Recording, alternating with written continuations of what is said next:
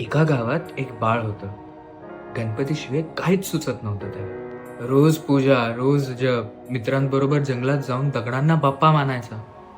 आई बाबा वैतागले, गावकऱ्यांनी तक्रार केली आणि एका संध्याकाळी त्या लेकराला जंगलात झाडाला बांधून टाकलं. ते बाळ रडत होतं, तडफडत होतं, पण त्याच्या ओठांवरती एकच नाव होतं, गणपती.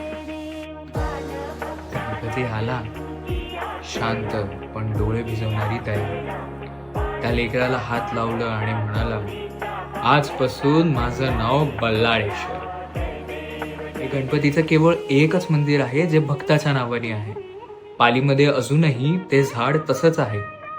मंदिर नाही तर त्या लेकराच्या अश्रूंचे स्मारक आहे. जर तुमच्या मनात देखील असे दडलेले अश्रू असतील तर देशपांडे टूर्स आहे ना पालीला न्यायला. चला, पाली बोलवतोय.